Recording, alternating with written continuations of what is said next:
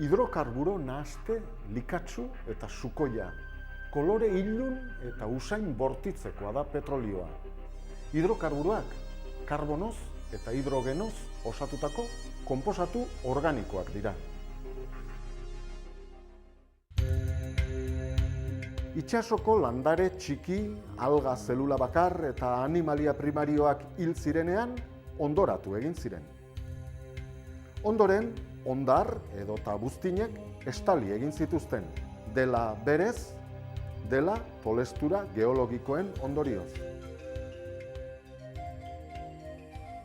Milioika urtetan hartzidura anaerobioek, presioak, temperaturak eta zenbait metal eta mineralen katalizatze lanak eraginda, hondakin organikoak petrolioaren osagai bihurtu ziren.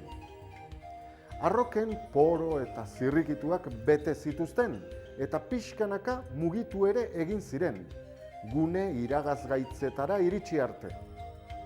Han metatu eta gaur egun petrolio hobi deritzon egitura eratu zuten.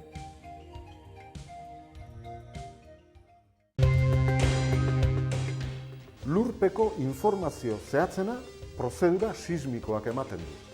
Metodo horren bidez, energia txikiko vibrazio iturri eraginkorrak direla medio, soinu uhinak lurrazalean barrena igortzen dira, eta gero uhin horiek arroketan errebotatu ondoren, gainazalerantz islatzen direnean, soinu uhinak jasotzeko, erregistratzeko eta seinale elektriko bihurtzeko, gainazaleko detektagailuak erabiltzen dira. Azkenean, seinale elektrikoek emandako datuak potentzia handiko ordenagailuetara bideratzen dira, lurpeko egituren mapak egin ahal izateko.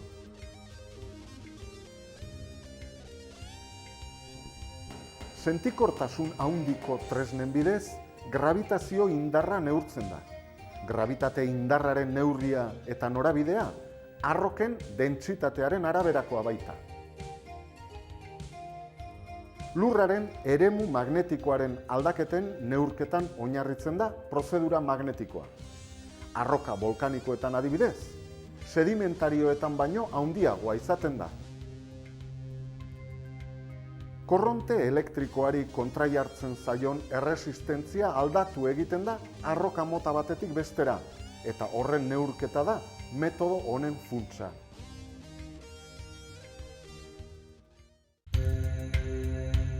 Petrolio gordina zuzenean erabil daiteke energia iturri gisa, labe eta galdaretako erregai gisa esaterako, baina hori ez da inolaz ere erabilera nagusia. Petrolio gordinaren osagaiak frakziotan bereizita lortzen den etekina askoz ere handiagoa da. Haien prezioa gordinarena baino zenbait aldiz handiagoa baita. Findegietan petrolioaren osagaiak bereizteko erabili ohi diren prozesuak honako hauek dira. Prozesu fisikoek molekulak tamainaren edo familia kimikoaren arabera bereizi besterik ez dute egiten. Ez dituzte osagaien molekulak aldatzen. Gehien erabiltzen den teknika distilazioa da. Lehenbizi, distilatu beharreko likidoa lurrundu egiten da, eta gero, temperatura desberdinetan kondentsaturiko frakzioak bereizi.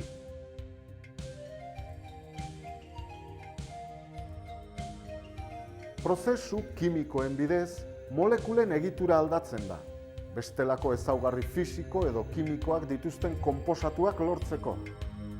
Horretarako, molekulen tamaina txikiagotzea lortu behar da, haien haustura alegia. Haustura hori termikoa edo katalitikoa izan daiteke.